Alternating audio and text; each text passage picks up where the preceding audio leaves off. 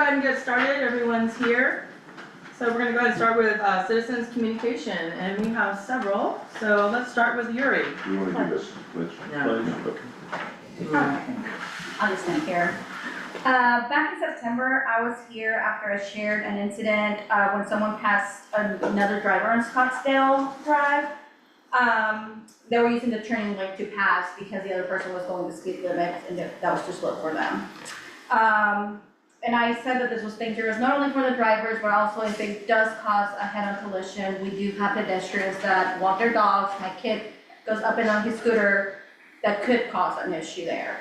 Back then, the general manager I reached out to said that Wilco was going to put us on a pilot program. However, nothing has happened. There's been no additions from Wilco to the road as far as like radars or anything of that sort. I don't know what that pilot program was, but at this point, we need some action. Just last Sunday, my neighbor's pet was run over. The driver did not stop. And I truly believe if they were going the limit, they could have prevented that accident from happening. The pet, I mean, it was the pet's fault, it ran out of the garage. However, the speed limit is 25. Anybody could have stopped for that. So one of the things, I know that I've asked about speed bumps and the emergency vehicles have said no because of their, in case of an emergency. However, there's speed humps. Just this last weekend, I drove to Buda and there's those rumbling strips. So even if we can do that on that street, I think that will slow down. And it's not an issue for emergency vehicles that there's no actual going over, it just makes noise. But I think if people will slow down, that will cause people to slow down. So I think at this time, I think we all need to come as a community and request action from Wilco on that road. And I do feel like the development that's going around our area is causing more people to drive through. Also, now that they've opened Scottsdale all the way to New Hope, people are cutting through Scottsdale to get to New Hope to bypass the construction area of New Hope and 183A. So I just asked for y'all help. I'm reaching out to Wilco that we don't want to be on a pilot program, we want action. And that's all I have today. Great. Yuri, I'll just add that one day I was walking my dog this past week and Lovato was working and he actually, I saw him, I think I described to you, pull somebody over and she was going about 40 or 45, something, pretty fast. She was in the 50s. Oh, okay. On a 25. Yeah, so they are out there, you just don't always see it. I did talk to Boggs about a week ago, and he was mentioning maybe getting, because it is so hard, you can only park them out on the south side, or on the north side, not the south side. Possibly getting some motorcycle cops out there to do some patrol. I didn't request a traffic unit. Yeah, if you wouldn't mind doing that, but I agree with you, we can look into the rumble sticks or the. Yeah, the strips or like I said back then in September, the digital radar, people may not know how fast they're going and coming into the neighborhood from 183A, if you're going downhill, so you may not know that you're going super fast. But I usually, it's people exiting the neighborhood that are the ones that are speeding. Yeah, this one that he caught was actually coming in. So, but I didn't even think about opening up Scottsdale all the way, so thank you. Yeah, it opens up by the crossover all the way to New Hope. Yeah, a quick question, the rumble strips, are you talking, you're not talking about what goes on the side of the road? No, they're, if you drive Millpath towards Buda, like all the way to the end, if you take the toll road into Buda, it's a highway, so emergency vehicles are using it, and Sure. it's raised a little bit, and Okay. it's like 4 strips back to back, so it makes the rumble sound. for Okay, the just to car. kind of like make them And aware, it's because it's a curve okay, where the toll road ends, so Right. that's telling you like slow down because you're about to hit a sharp turn. okay, cool, I wasn't aware, thank you. Thank you. Okay, thank you very much. Next is Steve.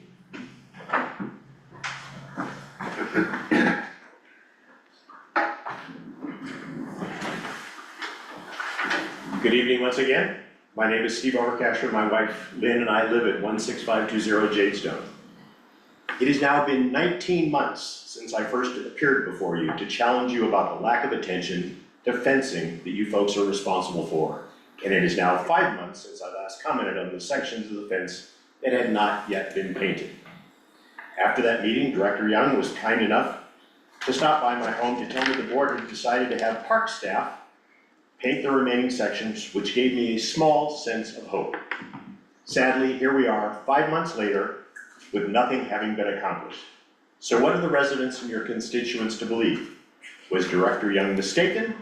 Or are you collectively incapable of doing a very simple task on behalf of the community? Beyond that, it continues to confound me as to why your contractor, Sagamore Fencing, placed their signage on many of the unpainted panels, most of them on corners and intersections that I specifically called out by name in October. It makes it appear that they are the problem, when clearly they are not the problem. I will once again remind you of my standing offer to paint the fence adjacent to my property if someone will either provide me with the stain and or give me the specs on the color and where I can purchase it.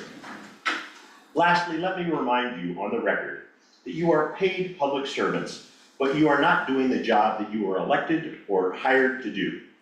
As a result, in the opinion of many others and myself, we are not getting all the basic services we pay for that you are obligated to provide by law. Thank you. Okay, thank you. And David Wood.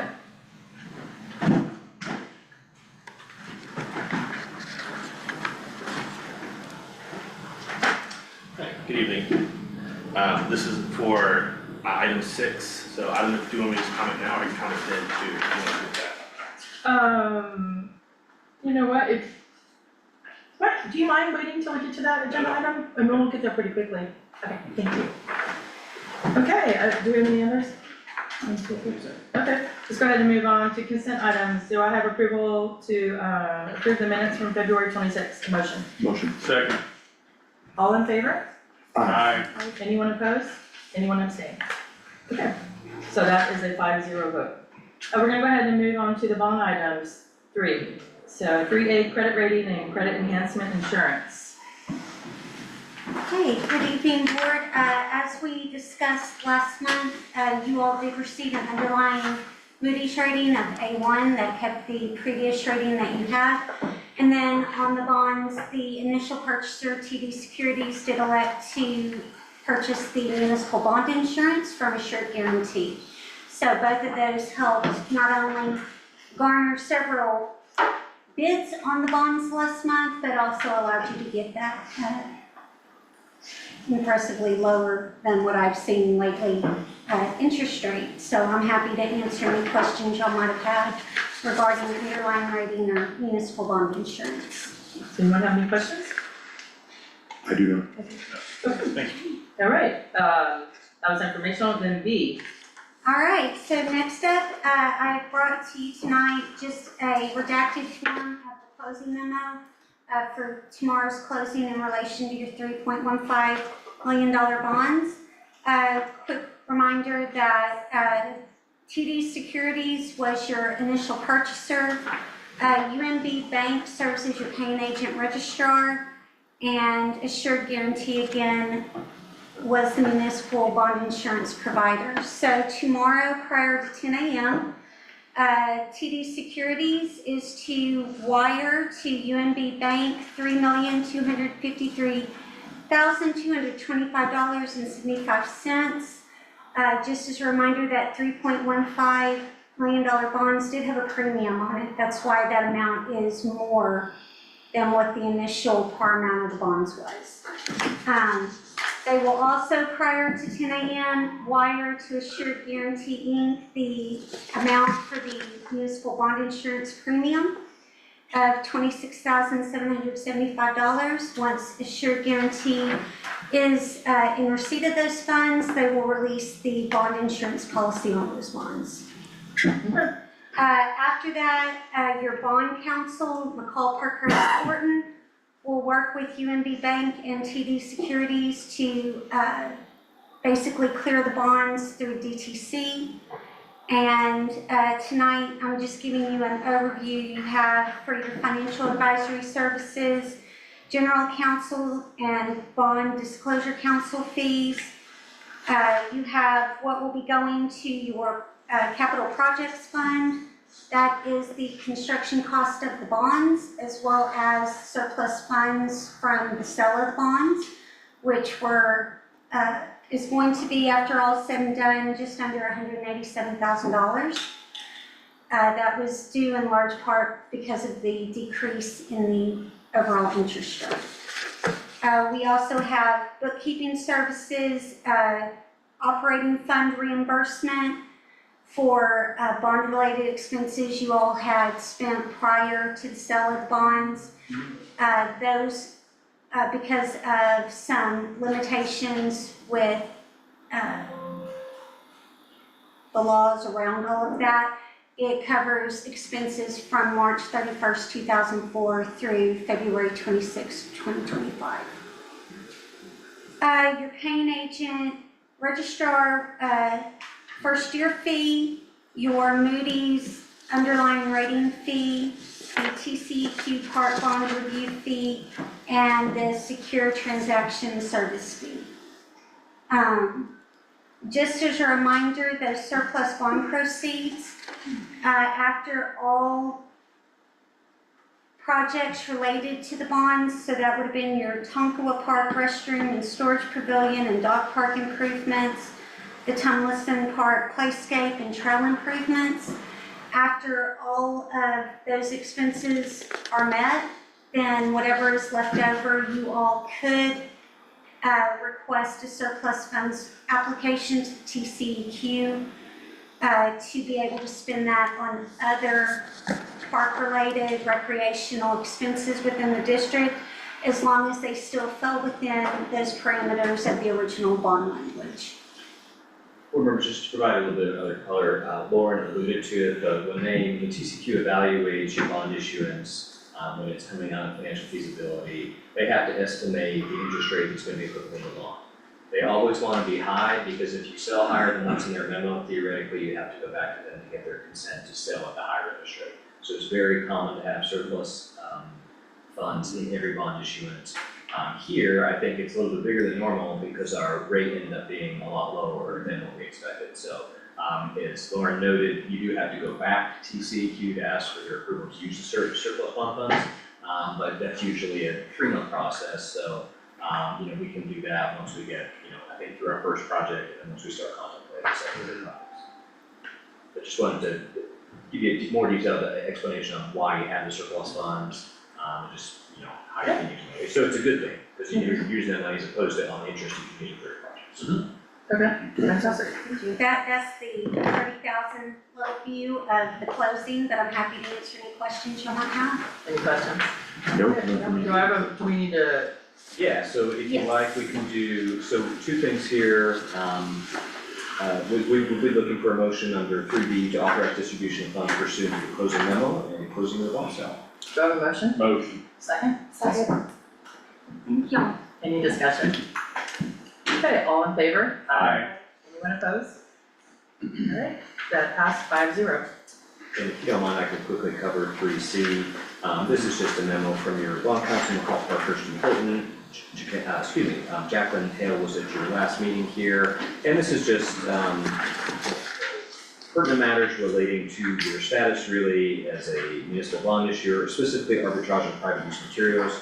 Truth be told, probably not applicable to what you're doing here today, but these are just best practices and standards that are essentially just required disclosures from them.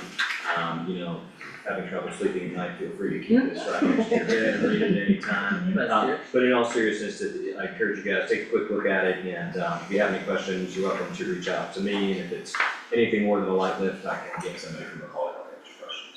Okay, so we need to vote on 3C? That's just an FYI. Okay, so decision, so, okay, great.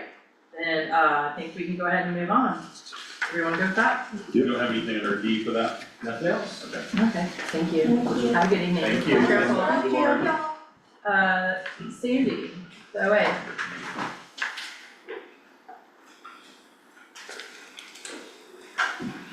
Okay, so our season, the OA season and the recreation season for Mud is beginning, this Saturday, April 5th. That's our shred day. It's gonna be at Tonkawa from 9 to noon. There's obviously no charge and there's no limit. We've got a whole truck that we can, fill up. And so the signs should be going up by the end of this week, letting everybody know, but RoCal will also get them to send out an email My only concern with that is that it's only going to OA people, and we don't want the mud, the other part of the mud, to think that they can't participate. But We can have Crossroads send out an email. okay. Yeah. That just means some people will get 2 emails, but rather 2 than none. you can't say they haven't seen it. Yeah. Okay, so, that's Shred Day. The next one is Easter, which is April 19th, I believe is the Saturday before. I didn't get my calendar out. It is, okay. We just heard today, Lisa Pepperell is in charge of that event. And we're gonna have it at the school this year because of possible construction, in, Tomlinson. So I don't know exactly where, but we'll get out the details to everybody and let everybody know, kind of what's happening that day. It's a quick event and we'll probably have a lot more participation. And then I need to work on July with the Boy Scouts and Premier, but a lot of things aren't settled down just because we don't know what's going on over here, or we just didn't pick a date because I hadn't gotten with anybody, so. Okay.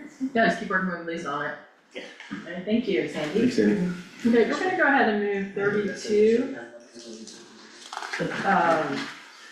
32 up, which actually says Director Logan, but it really should say Director Johnson, because he's the one that kinda, put this in my ear. So, Director Johnson, you wanna go ahead and explain? Yeah, well, I was just thinking about the way that agenda items come forward, and continuing to ensure that everything is equitable. And so I was thinking that the best way to do that, to run the agenda, would be for that if anyone had any item that they wanted to be on the agenda, that it would be there. I was thinking about it more, one level of review that would be nice is deduplication. Because, most of us don't see the agenda until, a little bit over a week out. But other than deduplicating items, if anyone wants it on, it goes on. And then we follow Robert's Rules of Order now, but my suggestion would be maybe we follow it a little more strictly. And we do the motion and the second to discuss. We sometimes do that, but my suggestion would be that we would do it all the time, and that way, again, everything would be on the agenda that wants to go on the agenda. It's really not that complex, that's pretty much the idea. Okay, so do we need to do a motion, or can we just? So, and just for clarity here, to make sure we're on the same page, so it would be a motion and a second to discuss an item, and then there would be a secondary motion that we'd be looking for to adopt an item. I'm not a complete expert on Robert's Rules of Order, I'm familiar with it, of course, but that would be my thought. Okay, so I'm gonna go around the room, and see if anybody has any comments, then we can vote on that. Director Stanfield? No comments. Director Shoemaker? I think it'll make things a little cleaner, we just add the stuff to the agenda, so we can just have more stuff on, and we can decide if we want to handle it there or not. I hope it'll take a little load off Nancy maybe, so that's where what is on and not. Okay, so to be clear, you have to have a motion and a second to be able to discuss an item. Right, and it would make sure that the full board decides what's discussed. Yeah. As opposed to any one person, That like sounds this good. week. Okay, Director Young? Yeah, so if we do decide to enter discussion on something, is it going to be appropriate that if, say, Director Logan doesn't want to hear what Director Young wants to say, that she's able to limit to 2 minutes on certain items? Or are we just gonna start limiting everybody on every discussion? Or are we gonna just kind of keep it open until it becomes a problem?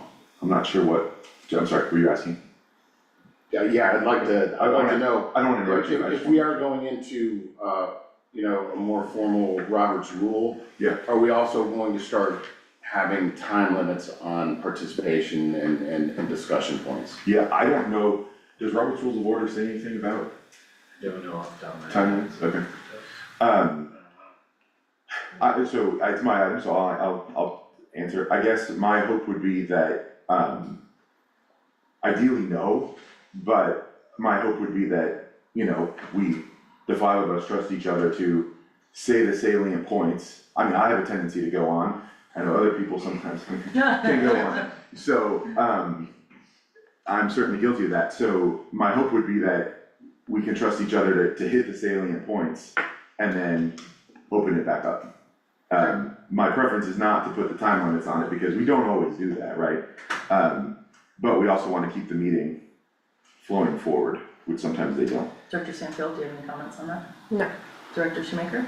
I would think that honestly, time limits would be something, or I don't think that's, I mean, like anything, it's practice, so I don't think it's gonna matter on what we have to do that night and how the meeting is going. Yeah, to address that item, I think what you're saying, David, helps us to have somebody second the motion. I did that last month because it was something that had been on the agenda a couple of times and we'd already gone over it. Sure. And I think this is gonna help us, we don't wanna keep bringing up the same items over and over and having the same discussion, so that's the point on that. Okay, do I have a motion? Motion? Second. Okay, all in favor? Aye. Anyone opposed? Anyone abstain? So that's a 5-0 vote. Okay, let's go ahead and go into security. Deputy Lovato. Not a lot of news, just found out actually before the meeting that Sergeant Pearson is gonna be leaving us to go to that other mud. So I'll be looking for a replacement for him. The issue that you guys contacted me about someone taking pictures by the pool. Deputy Boggs was actually working when that happened, cause I guess that happened on the 19th and you guys contacted me on the 20th. He said he was there within minutes and didn't see anybody there. Oh, interesting. Okay. When he asked dispatch if the complainant wanted contact, they said no. So at that point, there's really nothing we can do to follow up with that. But in the future, let the residents know if they see something suspicious, tell them to call the sheriff's office right away. In that aspect, he's on public property. We can't prevent him from taking pictures or videos if it's in a public place. But we can definitely go up there, talk to him, see what's going on, Yeah. see if there's anything we can do at that point, but just off of that information, there really wouldn't have been anything we could do, unless we found out he's a sex offender and he has a certain rule about being with a certain distance of pool, school, kids, something like that. Okay. I contacted you about the legal dumping. That's all that we have. Everything's been actually pretty good. The guys have been running traffic on Scottsdale or sitting on Scottsdale. I asked them, I make sure and reiterate to them over and over again to do that, and then to please notate that in the DARs. So we're trying to do everything we You can. can park in my driveway if you want. Well, so what I did was I literally parked in the turn lane in the middle of the road, and that lady was still doing over 50. Yeah, my husband parks on the street with his truck, and I know in September when you guys stopped there, you guys parked in front of him, so they couldn't see y'all. Yeah. And y'all got some people back in September, so park in our driveway or something, I don't care. So the security subcommittee will continue to work with Lovato and his team on that, and we'll really try to get a handle on it as much as we can, and maybe get the motorcycle cops out there. And maybe do the radar sign again. Okay. Okay? Oh, thank you. All right, and Jim, I didn't forget about you, but we'll do this. Oh, no worries, no worries. All right, so we have 5A. A motion to discuss it? Second. We're now, and this is no knock at the security people at all, but it's the direction that we're giving to those guys. It took a long time, one of my goals getting on the board, it took a long time to get to where the parks were open until 10 o'clock. I never once thought that I could, as a member of a subcommittee, just, hey, we're gonna keep it open until 10 tonight, we're gonna keep them unlocked tonight. In fact, I spent significant time going through and locking these gates over and over. When I wanted to have the park open later so we could play disc golf at night during the full moon, I asked the board for full permission and it was voted on, and that's how we did it. Now, we have a subcommittee that is at whim closing the parks earlier than 10 o'clock, not by 5 or 10 minutes, but a couple hours early. I don't know how we're going to do it if they're told they gotta lock the key, lock it up, If they're not gonna be around, they'll close it at 10 o'clock. You know, are they gonna lock it at 8 o'clock? What are we gonna do when some cars are parked in Humano, they're playing disc golf? Are they still supposed to lock it? Are they gonna get everybody to park outside of it, and leave the park open? But it just opens a big can of worms. The fact that we've got a priority of locking these gates by the only people that are doing it, and when they are not available at 10 o'clock, what are we gonna do? There's a lot of things for interpretation. There's gonna be people getting kicked out of parks, maybe getting locked in, maybe being asked to leave. But I think we need to be leaving these parks open until 10 o'clock. Regardless, leaving them unlocked, and then we lock them as soon as we can afterwards, as best we can. Anybody else? So I guess, the rules that say they're open till 10, I guess, why, do you know, well, maybe it's not a question for you. Why were they closed Closed earlier, early? because there were a handful of times where the deputy was gonna be over hours. Mhm. And so, I did close them at 10 multiple times. Then it got to be, later in the winter and it was freezing, no one was in the parks, I had something else I needed to do. So it was closed at 9. We met with Lovato a couple of times talking about what's the best thing to do. It was really in the deep of the winter. Now it's not so much an issue. I haven't had to close the gates in quite a while. I don't wanna go into too much detail because item number 6, I actually, have a proposal in your packet that the, subcommittee put together on that. So it kind of addresses this. Can we talk about it now? I mean, can we, Yeah.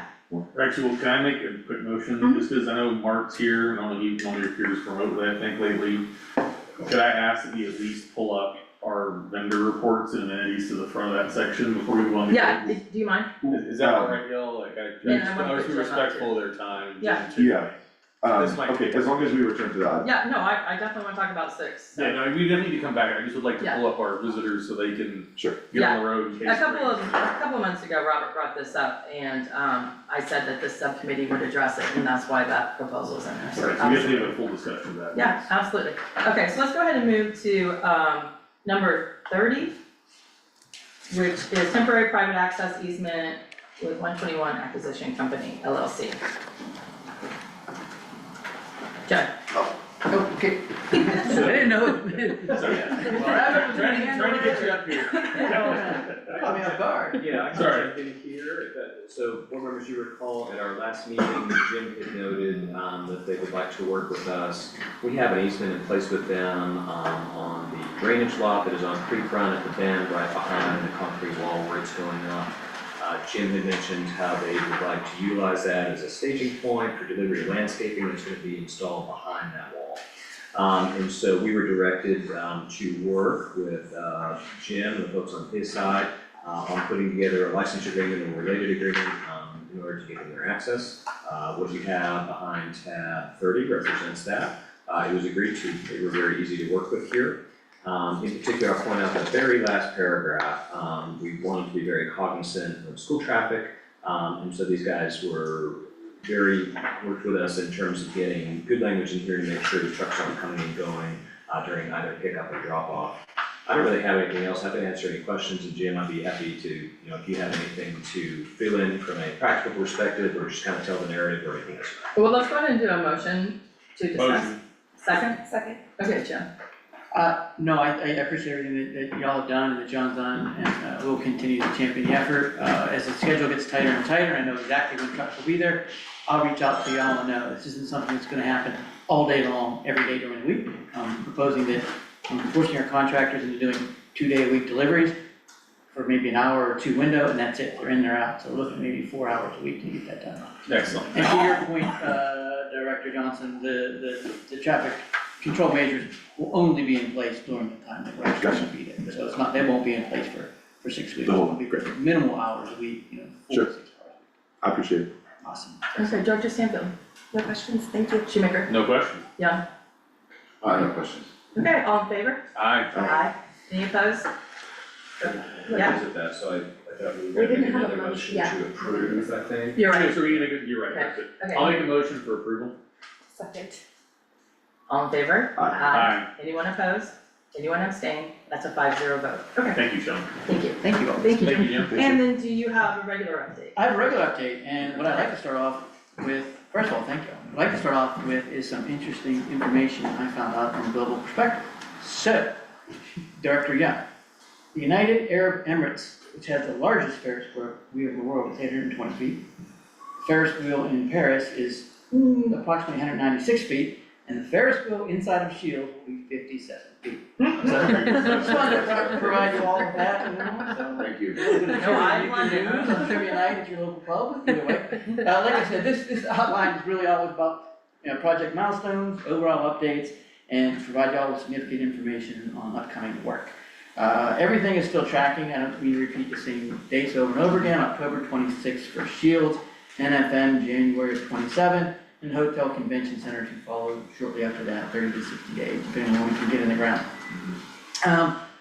We talked about it a little bit earlier with the work that's gonna go on behind the buffer wall that we built. So I appreciate y'all approving that temporary access agreement. We're gonna get started on that as early as tomorrow, now that this is approved and we're able to move forward with that. We have been doing some work behind there because there is some small handwork that we can do back there. We can still access from our side, but we can't get in the substantial material that needs to be there over the next couple of weeks. Along those lines, we are gonna be removing the temporary screen fence that is abutting along all the adjacent neighbors to the north of our property, south of your property. I was directed and asked last week to provide some awesome door hangers, so I went door to door on the 13th of this month, and handed out all of these door hangers to let people know what was gonna be going on. I provided my information. Met with a couple of neighbors that were just ecstatic about the development, super appreciative of what's going on, how we're gonna respect the area behind their homes. We walked in their backyards, looked at the condition of their fence. So it was great to have a lot of those conversations. So we'll continue to be a champion of that effort, and, you know, hopefully by the end of, not hopefully, but by the end of April, that all will be turned over and we'll pretty much be out of the blockhouse's concerns, I should say. We'll leave it at that. Early warning reports have been fantastic. I think that what we have in place with the City of Cedar Park and with the blockhouse mud is fantastic. It has been going really well. We notify Casey Crowe with the City of Cedar Park. He notifies the city planner. He notifies the police department. Everyone knows what's going to go on every night of the week, whether we're pouring or whether we're not pouring. In addition to that, the direction that came from y'all was, how are we gonna notify neighbors, because we're obligated to notify neighbors within 600 feet. We all had the idea that it'd be great to just notify everybody, and why not? Why not let everyone know what's going on? So I believe what y'all are doing is sending out some Facebook blasts and some robocalls, and I've done 6 or 7 pours. I actually did a double pour last Monday morning, which would be Sunday night, depending on how you look at it. Everything's been going off without a hitch, so knock on wood, and thank you all for being easy to work with to get all that done. So we've got a lot more coming up, but I think that's in good hands, and thanks to everyone there. There's not a lot more to report. The roadway project is still going as planned, going well. The one thing that has happened is we were able to re-energize all the lights along New Hope, so those are all bright and open again. That's really where we are. The one thing I do apologize about is the project executive from Canes McShane was supposed to be here again this month. He couldn't make it for another family issue, so I done some slides, so I'll bring him back next month. Otherwise, I mean, that's really where we are. I think it's going great. We're gonna continue to be a champion of the project in your neighborhood. Any concerns y'all may have. Right. I would like to thank Sandy, also the president of the OA, as they're sending emails out in addition to the mud. So we're really covering, a lot of those neighbors over there are in the OA, so Yeah. that's great. Any directors, do you have any questions for Jim? No, ma'am. Thank you. Thank you. All right, awesome. Appreciate you coming out tonight. Yeah, of course. Thanks so much. Thank you. All right. Okay. Don't forget your Ferris wheel fact. See you later. The DAP. Okay, I would like to go ahead, David Woods is here, so, let's go ahead and go into number 7, possible actions regarding Boy Scouts use of Humano Center. So, this is on the agenda, so if you don't mind, David, I'm gonna go ahead and kind of, give an update to the board, Okay. and then let me speak. So, You need the motion to. You need to make motion for Yes. discussion, I'll make a motion for discussion. I'll second. Okay. All right, for discussion. So last was it last week? I think it was 2 weeks. 2 weeks ago, okay. You all rented the pavilion, was it like a big, recruitment meeting or something? It was our Pinewood Derby. Oh, was it Pinewood Derby? Awesome, okay. So, they had originally reserved the pavilion, that was double booked unfortunately, and that was just an error on our side, so they had to use Pomona, which is fine, no problem. Unfortunately, we had somebody out watering, actually, it was a director, and, some of probably the younger scouts are out there rummaging through the mulch piles and, different things. She went to try to find you, but I'm sure you were very busy, so she talked to a mom. The mom came over and helped and kinda, got the boys to stay away, but they kept trying to go over there. Right when Amanda was trying to walk over, tell them not to, the mom would go over there. But in addition, on cameras, they were rummaging through the rain barrels and different things. So it's just an issue that we've had, it's probably the 4th or 5th time now, where, the boys aren't supervised outside of the Humana building. And, there's really cause for concern with safety issues, the garden, just a lot of stuff going on there. So, the garden community was pretty disturbed by it, I talked to the GM, so we wanna put this on the agenda, to possibly consider, restricting use, from the Humana building for the Boy Scouts, not your storage or any of that, but just using it for your meetings, either indefinitely or maybe 6 months or, whatever. I know, David, you and I have had great communication, and you've been to several of our meetings, and I respect you immensely, but we just can't keep having this issue with the kids. So I wanted to bring this to the board, but I absolutely would love for you to share with the board before we vote on this.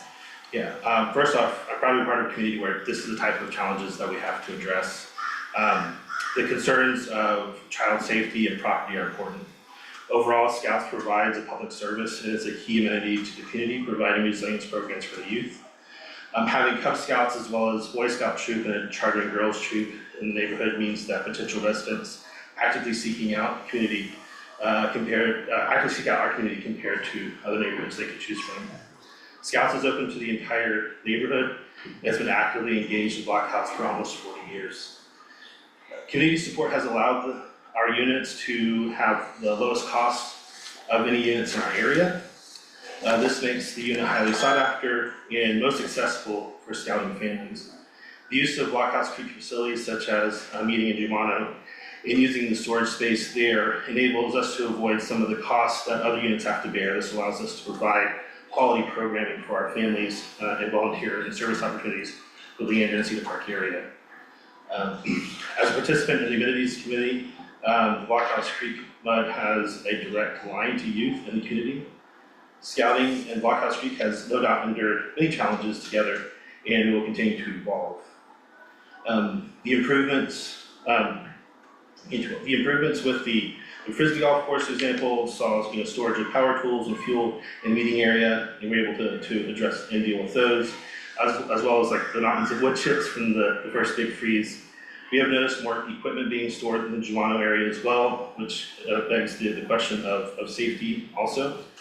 And development of a more active gardening community is a blessing and also comes with challenges that we have to address for scouting as well.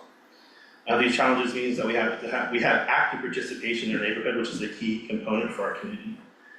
I'm confident we can work through this and establish an equitable plan. In my line of work, it's not good enough to come with a statement, but also with a recommendation and a solution. While I don't have an immediate answer, this is something that we could refer to the amenities committee to work through and work together to come up with an equitable decision. Thank you. Okay, great. So, I'm gonna go ahead and make a motion so we can discuss, well, I guess we were already on that. But, okay, let's just continue the discussion and maybe we'll figure out if there's gonna be a motion. So, Director Shoemaker. Nice Please? start. Actually, yeah, cause I got an 8 minute. Sure. So you can let Director know. So. Yeah. There are no Boy Scouts jumping the fence, going into the pump house, playing around with that stuff. Over a year ago, I asked the garden people to mark where they would like their boundaries to be. And to flag that and, so that we could all take a look at the proposal. There is a significant amount of spare wood still up at Mono. Many of them 6-8 feet long. I believe that if either the Boy Scouts or the garden community were to take those, stake them in, claim the territory where they originally had said that they would, string some rope, the scouts would know, hey, this is off limits, we're not supposed to go past here, maybe we have a little gated area or a little chain that goes. Then, if this is successful, we start looking into next year's budget for putting up posts. Maybe we ask the garden people to help on the labor of that. But I think there is a simple solution, and that is to delineate the garden area from the Boy Scout area, and let's see how that works. And I think we can do that without any budget at this time. I think the Boy Scouts would probably help, and I think Mark Monica would like to help, and I have plenty of leftover wood still up there that can be used for free.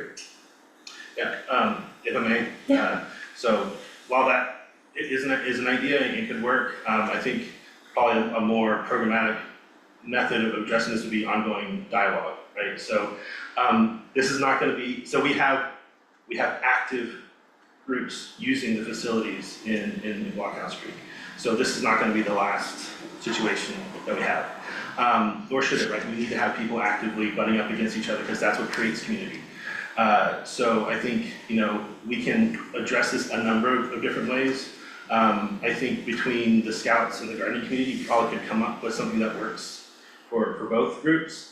And that's something, I know the Scouts are committed to, if we want to have, I don't know if the amenities committee meets on a regular basis. If not, we can set that up and then start working through this because I think having it go to a mud meeting every time, there's an issue, isn't, I don't think, the best use of everyone's time, but I think we could kind of work through these things as part of the natural course of committee life and, address that accordingly. Great, thank you. Director Johnson.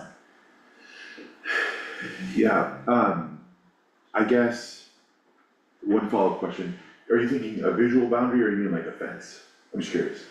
It's basically gonna be sticks and some twine at Okay, first. so like, not a fence, but like. But to delineate it to where the scouts know, hey, don't go over there unless we're invited in or something like that. Right. See how it goes, and if it's successful, then we look into budgeting for putting in some posts, Okay. some proper posts.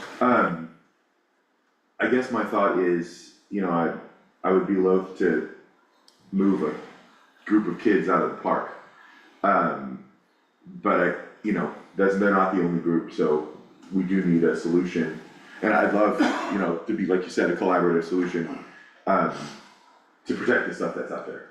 Cause like you said, it's not the first time it's come up, and like, I don't know if they stay in Germano, that's probably not a feasible solution for them to stay in the building. But, are they supervised when they're outside? There are adults out there, but they're kids. They're gonna get Sure. away from the adult and then they're gonna have to get gathered back and those sorts of things. So we do have adults stationed around to keep an eye on things. Okay. Director Stanfield. So I was actually the director out there watering. I am new here, so this previous conversation and the previous incidences I'm unaware of. Sure. I will say when I was there were no adults. There was one gentleman on his phone, and when I asked him to say something, he just kind of threw his hands up, like, what do you want me to do? Okay. All the adults were sitting in chairs over by the fence where the trailers are. Okay, And then there was one mom that was walking with her kiddo through the garden, just kind of looking at things, and she saw that I was trying to deal with the kids, and she went over and said Okay. something and took care of it from there. So, I don't know that it's a discussion for tonight. I would love for you guys to come up with a supervision plan and submit that to us and let us know what that looks like. I don't know if that's something where your older scouts can have volunteer hours and they're out there with the younger ones working with them. I don't know what that looks like. I've never been a part of this program. But I think it does fall into your court to tell us how you're going to fix the supervision issue. that's fair. Director Shoemaker. We spend an inordinate amount of time talking about Vermont. Like, everybody and their dog comes up here, every meeting, with a complaint that someone has done something to them. I will be honest, I don't have bandwidth at this time to really engage thoroughly on this, and I won't until after May 31st.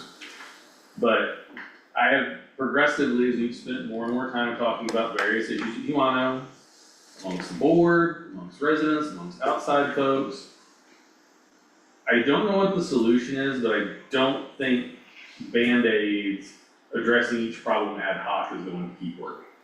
Because every time we try to address something, whether it's the gates, or making sure the scouts aren't having issues, or what's stored back there, what the building's used for, it does not last very long. So, sorry to be frustrated by it, but I think we do have a lot of other work to do around the neighborhood, right? We have a lot of other issues to cover. We have a lot of folks that come to our meetings that are our consultants, citizens, right? We've got a meeting problem on Scottsdale that I think is gonna require some involvement from us to get movement from the county that's really serious.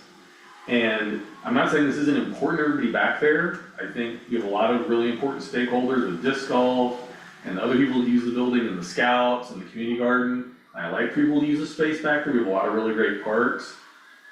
But I think we need to try to think of something a little bit more holistic with all the stakeholders to try to get some kind of more permanent solution to the various issues. So that way we don't have to keep coming back every other month with some new issue to be raised about something going on in Jumano. Okay.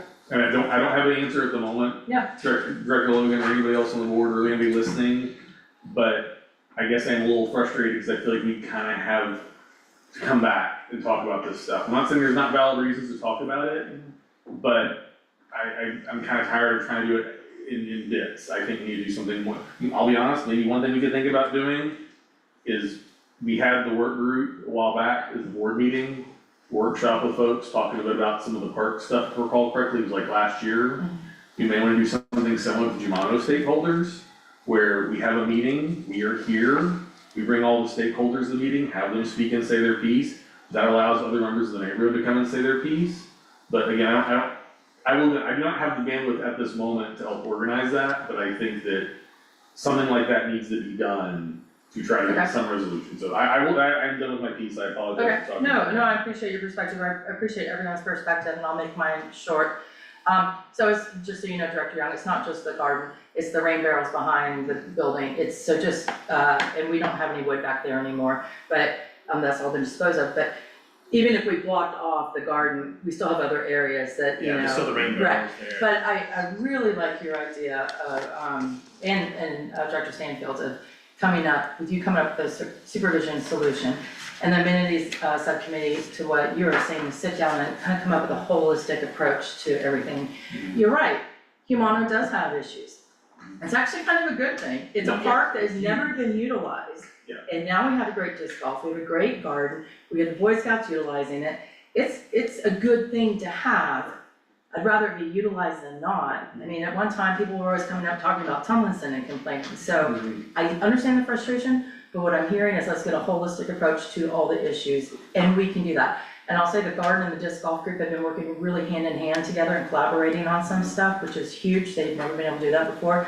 So let's, if you're okay, let's not vote on anything tonight for a change, but it has to be a priority with your group and with amenities. And let's get a real supervision, and, you know, maybe, hey, if this happens, these are the consequences, if this happens, but we can work together, because we love partnering with y'all, we know what you're doing in the community, so is that satisfactory to the rest of the board? I think so. There's one more point that he had made, maybe not bringing this to the full attention, the full district when there's a trespass or whatever happens. Can we have a way for them to join the subcommittee meeting? We're a member of the. What? We're a member of the amenities committee, but do they have, I don't know if they have regular. Yeah, no, I just said we would work, the amenities subcommittee would work with Yeah, them. and so, and I think my point, that's where, but the point of Robert is I think that some of this stuff might need to be fleshed out at a full board meeting where we have Sure. like the stream and people participating, where residents know they can come and say their piece, we can invite folks, but. So I think there is a need to have these things discussed with parts of the board, and in the full, and I probably from my frustration, like, it's just that I feel like we kind of have to like address pieces and then we have to come back and address them again. We're not getting traction, I don't feel like, on getting more permanent resolution on some of these issues. So as I suggested, the amenities subcommittee will work with you and the scouts, and we will come up with some solutions, and then we'll bring it to the full board. In addition to looking at everything a little bit more I think so, holistically. yeah. Okay, That sounds fantastic. great, alright, Dick, thanks for coming tonight, we do appreciate it. Thank you. Okay? Alright, let's move on. David, did you have any other recommendations that you wanna move, Well, let's, I was gonna move Mark, I think, Yeah, is Mark. that our last first who's in person? Yeah. Yes, Mark, you're up. Thank you, and I apologize, I did come in person tonight because I didn't know that the report was gonna make it or not. I thought I'd sent it last week, but I was in the middle of teaching lifeguard classes and all sorts of stuff, so I do apologize that you're just now getting my report. There's not much to report as far as things going wrong, things are actually going fairly well at the pools. Attendance is way up, we're having 30 to 40 people a day out at Apache right now. Wow. So, I mean, that's throughout the day, not at one time, generally speaking.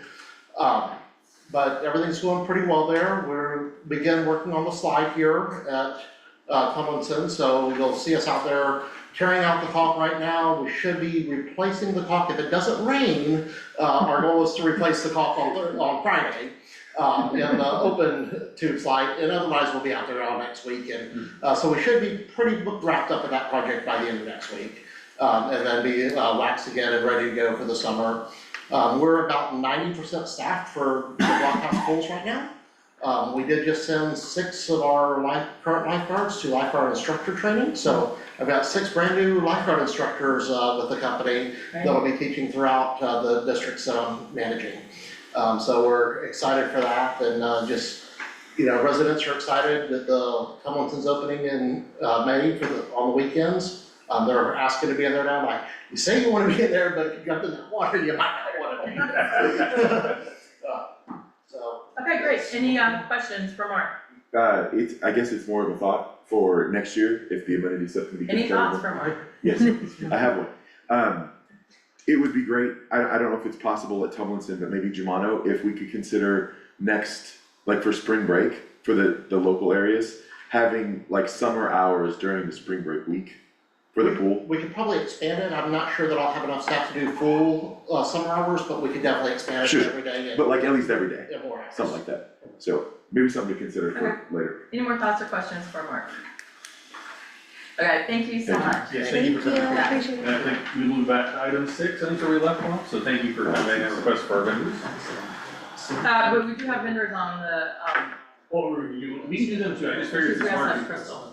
Oh, sorry, Crystal. Sorry. I'm just hanging out. I apologize, but if you wanted to take care of Crystal too. Yeah, let's go ahead. Crystal, do you have any, are you just giving us an update? Yeah, just an update. Okay. go Yeah, ahead. absolutely. So we've been assisting the district with ongoing matters as requested. I think our primary point of discussion this evening that hasn't already been touched on is Tomlinson Playscape. So as we know, the bid opening occurred on Tuesday, March the 4th. We, as well as Hitchcock Design Group, have recommended that the bid be awarded to TF Harper during the district special board meeting on March the 11th. Construction is set to begin on Tomlinson Playscape at the end of the month, with completion expected in probably late June or early July. And of note, we are working and pushing TF Harper to obtain all the necessary paperwork that we need. And then once we have the paperwork from TF Harper, we'll have the contract ready for Director Logan's signature. Once we receive, a few odds and ends, including a maintenance and payment bonds. Additionally, we'll have an on-site pre-construction meeting. We have that scheduled tentatively for next Wednesday. And we're just pushing to make that happen. And that's our update. We're really excited. Yes. I understand that the paperwork may be ready tomorrow or Friday, and It David should said be he would track tomorrow. me down. You got it. Regardless, he listed places he may find me, so. Did he really? Yes. So I'll make that Okay. priority to sign that, and then we'll have our pre-con meeting Yep. on Wednesday, and we are off and running. We are will be. really excited. Yes. Residents are too. Thank you so Yes, much. of course. Thanks a Yeah. lot. Thank you. Yes. Okay, do we wanna do Trip? Yeah, if he's on the line, ready to go next. This is Clint, actually. So good evening, everyone. Good evening. We are back to regular weekly service. We're still fighting leaves from the live oaks. Hopefully that will be done in the next couple of weeks, and we can just focus on just regular maintenance. Upcoming events, we have spring mulch and spring flowers for next month. Other than that, that's all we've got, and everything just rolling pretty well. Great, thank you for the update. Good to hear. Anybody have any questions? I do not. Okay, let's go ahead and go to Ben. Hello, good evening, everyone. Amen. My report is short today. Just wanted to give a quick update. We have no write-offs. I've been tracking our water loss. It's kind of staying a little flat with some consistent numbers, but I want to see what it does next month before we sound the alarm. I believe with the AT&T fiber going on, we might see some fluctuations, but we'll keep an eye on it. Speaking of AT&T fiber, they are on Napa Valley currently, and they finished Spumanti earlier this week.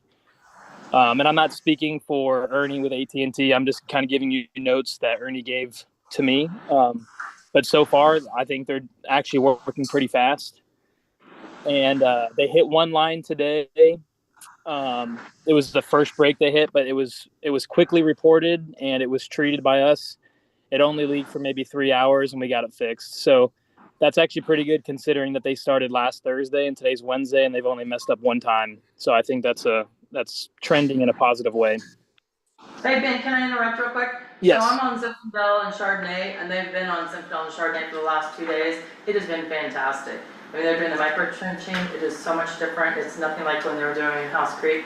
It's not a mess. They are really polite. Well, I mean, every truck is marked. The equipment's not breaking down so far. They're not leaving it overnight. Tons of supervisors out there. So, and I'm working in my front office in front of my house, and they're just right out there, and it's not bad at all. So. It's a different vendor, isn't it, for you? Oh, absolutely. Yeah. Yeah, no, it's a whole different. That's good to hear. Yeah, so, okay, go ahead, Ben. Awesome. That's good to hear, Ursula. Thanks for letting me know that. I can tell Ernie that they're doing a good job. And then last thing on the agenda, I don't know if Sean, if you want to take over, but just the notice of water rate adjustment from the city of Cedar Park. Yeah, I'm happy to jump in here, Ben, and thanks for sticking around for this. So board members, you may recall that I think it was in late 23. Cedar Park had jumped up to stage 3. And eventually we went ahead and reached out to NewGen to query them to see what it would look like if we were going to adjust our rates accordingly. I'm sorry, I should say wholesale rates go up once you get to stage 3 with the city of Cedar Park. So we had reached out to NewGen to see what it would look like to have a corresponding rate change to put into place during Cedar Park stage 3. As a reminder, I will distribute here the memo that, NewGen ended up providing us May of last year. As a quick refresher, by the time we got this memo, and this is not NewGen's fault, but in sum, we got a bunch of rain, we got out of stage 3, so we never implemented this. There's also within your packet here behind, it's item 23A, a letter that we just received from Cedar Park confirming the movement to stage 3 and also the increase in rates. I have reached out to Dave Yankee from NewGen, and he has confirmed that what he provided to us last year would still be valid in terms of implementing the rate change. So I have visited with Ben and also Andrew Hunt at Crossroads. And so our thought here is that if you guys are interested, we can build the Cedar Park rate change into your rate order that essentially just provides for an affirmative finding by the board to switch into the stage 3 wholesale price change to basically convert into retail so that you guys can essentially pass the increase along. Okay. And as opposed to just having to modify the rate order each time this comes up, I'll be honest with you, and I've visited a few folks, I'm not aware of any other entities that increase their wholesale or retail rates when they move into stage 3. I represent several districts that purchase water, the FCRA, through the West Travis County Public Utility Agency. There's no change in rates when you get to stage 3. This is just anecdotal. There may be others out there. I don't want to work with every wholesale water provider. I'm just not aware of another one that does change their rates. So with that said, if you guys are interested, I can go ahead and bring back an amendment to your rate order next month for your consideration. And what the language would say was when we do get to stage 3, or just to say it's stage 4, because I suspect I'll do some due diligence on Cedar Parks. I'm assuming this is in their rate order, so that's actually where I'm going to start. If you guys are interested. And we'll build that into your rate order as well. Again, the advantage here, it's all built into your rate order, and as opposed to having to make a modification to your rate order, you guys could just make a finding pursuant to the rate order to change the rate structure. Alright, any questions for Sean? I don't, No, I guess I have one question is that, so just to confirm, LCRA is not changing what Cedar Park is paying for water, but this is Cedar Park, you think potentially this is originating from their rate order, okay. I'm assuming so, David, and I, you know, a lot of times, water sellers increase rates in order to try to implement conservation strategies, right? And so if I had to guess, I think that's what this is. I wanna call the folks at Cedar Park just to see if there's specific policy rationale. Yeah. Well, it's just kind of funny, because if it's a conservation strategy, to have it go up and down with the water conservation stage kind of defeats the purpose, right? Because if you wanna prevent getting to stage 2, you should conserve water in stage 2, so those charging less for water in stage 2 will incentivize you ending up in stage 3 inadvertently, so it's kind of surprising if that's the objective, it's kind of counterproductive. I'll also tell you that, you know, not all the water providers in Central Texas have ended up at stage 3 at the same time. There are different considerations with some of the different providers, but I will tell you at this point, I think LCRA, City of Cedar Park, and in City of Austin as well, we're already stage 3, so. At any rate, so I don't think, to be sure, I don't think Cedar Park is any different than all the other water providers in that regard, it's just the rate perspective. Okay, so we're gonna go ahead and have you bring this back in April with Yeah, and I'll do some due diligence with regards to that rate structure, and if it's not, if it differs from what we're talking about here, I'll give you guys an update. Okay. Alright, Ben, 23B.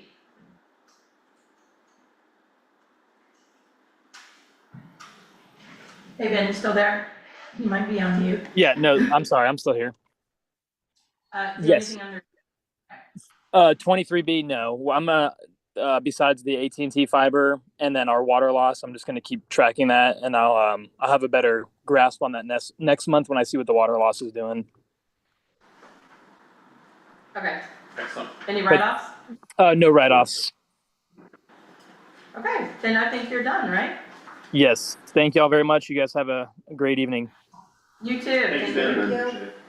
Hey, you wanna go ahead to TDS, cause I know Jamar is on the phone? yeah, Is that alright? You're looking at me like something else. No. Okay. okay, let me pass this out real quick. So Jamar, are you there, sir? Yes. I'm gonna start narrating and you correct me either when I'm wrong or, just if you have anything else to add. Sure thing. Let's go. Oh, sorry. George, can you do you have this image file? I guess you guys could see. I could just give you one There's too. 2 pages or so, did you get Okay, one no, of them? I just got one. Do you want? You interested? Make sure. Sure. We can share on this and you I got one. Don't worry about it. Well, if you can get it up there, that'd be good.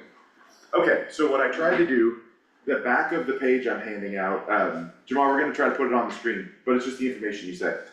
So the Okay, back of perfect. the tiny table there on the back, that's all the information I gave you last time, but it was suggested to me that a less visually painful, approach might be good. So what I did is I took the 4 that I consider relevant scenarios, and that's the more, infographic kind of thing on the front. So let me walk you through the top real quick. So the second column there, weekly trash and every other week recycling, that's what we have now, right? The next column is, in addition to the trash bin, 4 bags. Okay, the next column is, I tried to find it, graphics, so forgive me, they're imperfect. The next one is you calling for curbside bulk, which we have now. The next one is drop off at Jumano.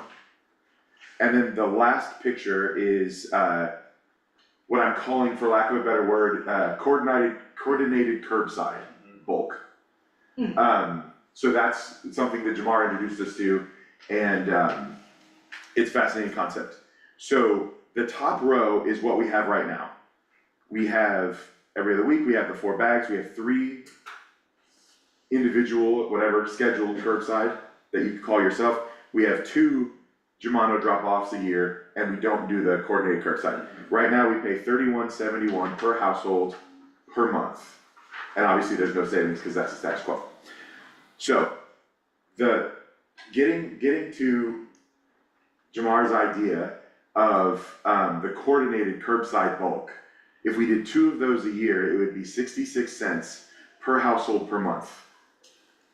So one of the things that I wanted to point out to the board is that the entire the scale of monetary difference we're talking about, if we were to go for the, you know, you might call it the platinum package, like everything, we'd be increasing everybody's expenses $8 per household per year. If we remove all of the services, essentially other than trash pickup, the bare bones one at the bottom, we'd be saving households almost $12 per year. So we're talking less than a $20 range. Yeah. So I just wanna make sure we keep that in perspective.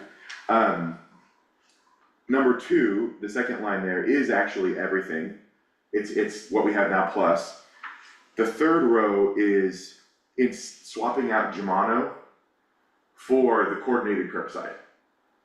Okay, and then the bottom one is the bare bones, like I said. Those are not the only 4, I sent Jamar on so many trips to his pricing department, Jamar, I'm sorry for that. But the back has everything that I asked him for, and that he proactively provided. The numbers on the column here in the description tie to the numbers on the back. Nice job. Thank you. So a couple of important notes. Like I said, we're talking a range of $20, so that's movie and small popcorn and small drink for one person.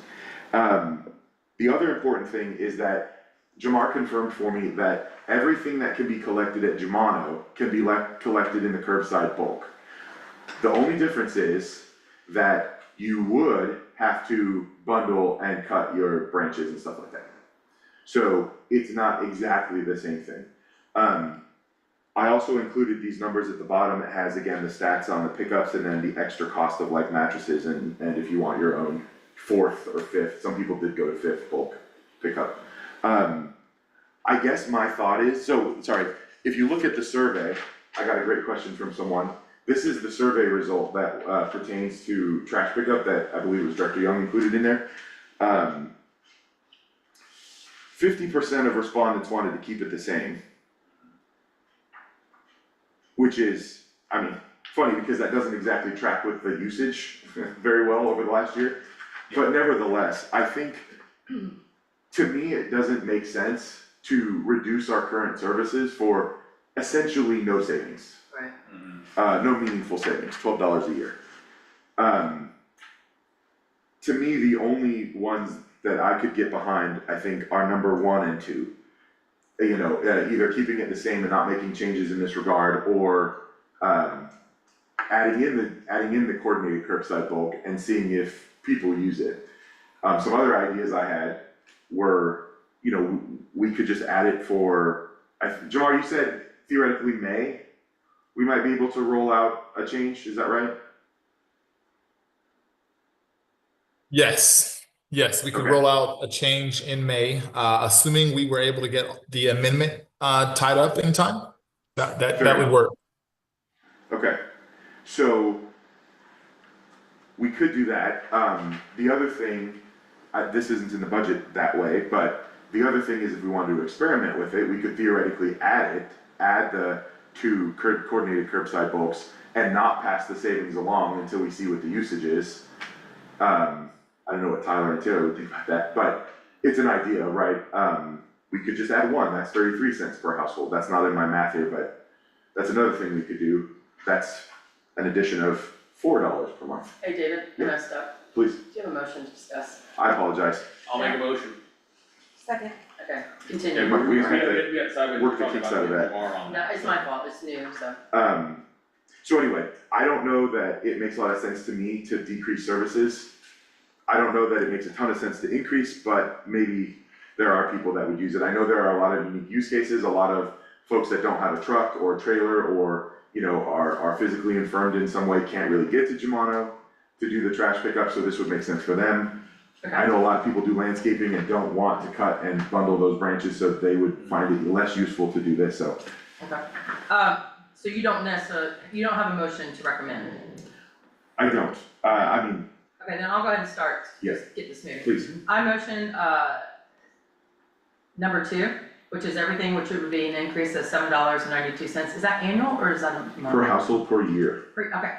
Per year? It's nothing. It's the annual price change, cause Okay. it's 66 cents per house per month. So basically what it's gonna do is it's gonna keep everything, but it's also gonna add the 2 times a year curbside big, what'd you call it? Community. I call wide- it coordinated curbside bulk. Yeah, yeah. It's curbside, but it would be the same, Jamar, correct me again if I'm wrong, but it would be, we would schedule the day and then I think it would be Saturday and Sunday of that week. Everyone would put it out Saturday morning or Friday night, and then by Sunday, close of business, whatever, it'd be picked up. In theory, yes. Is there a second to my motion? I'll make a second to that motion. Okay, and then let me just finish and then I'll go around the room. One of the reasons I think that would be useful is I think Kumano gets a lot of use on the big drop day. And this may kind of keep that line down a little bit because literally they usually close by noon and they're supposed to be open until 2. So, and plus it will help the people that cannot get their stuff there. And it's really an insignificant amount. So, I'll go around the room. Director Young. I'm looking for clarity right now on the new procedures because it's been, if a director has their name on it, then it's added, but every other thing we automatically discuss. And so this one doesn't have Director Johnson on it. Isn't this an automatic discuss? It should have had Richard Johnson's name on it, I think. He was the one doing the legwork on it. Yeah, my apologies. That may be If that was my error in the mistake. agenda. Okay. Do you have, Cause he was the one delegated to do that, so. Okay, so that was just missing, alright. do you have any comments on my motion? No comments on your motion. Okay, Director Shoemaker. No, I think it's worth trying, the option 2, your motion, maybe second your motion, cause, I am curious, if we try this, it will make also a change in the number of curbsides, right? Because we don't have many people using more than one curbside. And the thing is, if we start doing these coordinated curbside bulk, it becomes clear that we only need people to have the ability to do one curbside for those things that just happen, right? You know, house floods or something comes up. Even if it may not say, maybe, I kinda wanna scale this to what people need, and so, and to your point, it may also help with line of Jumano, right? People know, hey, I've got stuff that, you know, I don't need to bundle and deal with, right? That I can just set out, I'll just set it out that weekend and they'll save their truckload for, okay, I'm gonna cut all the bushes, throw it all in the bed of the truck, drive to Jumano, be done. So yes, I think it's absolutely worth a 1-year experiment for sure on this to see what it does. Okay, Director Stanfield. So just a clarifying question, because you had said possibly not passing it on, but your motion includes passing the expense on to the premise, If someone right? wants to amend that, I'm happy to. No, No, I it was like just it, an I idea. just wanna make sure that's what we're, okay. I think it's great, I know I have several elderly neighbors who could use these options. It will help, I think, community come together and we can support our streets and go out and help our neighbors get things on the corners of their, I like the idea, and so I agree, I think we should do a year trial and just see what happens. I agree, and the other thing I was just thinking about, the only downside of the coordinated curbside bulk is again the branches, but that only applies to people who are doing the branches. For everyone else, it would be the existing. But they would still have Germano. Yeah. Right, I'm just saying that the only drawback is only for people doing branches at that time. Everyone else, it's the same except they don't believe. Could we, even if not now, but could we consider maybe adding to the Christmas tree mulching, add the branch pickups so that it's not a problem, we could just dump the trees, just have one day, Christmas trees, January 2nd or whatever, bring all your other branches and stuff like that. I don't believe that all these branches belong in a dump. It would be better for us to recycle those. But, No, I mean, just moving forward, I'd like us to consider doing that. Yeah, well, I'll definitely, David and I will talk to Jamar about that.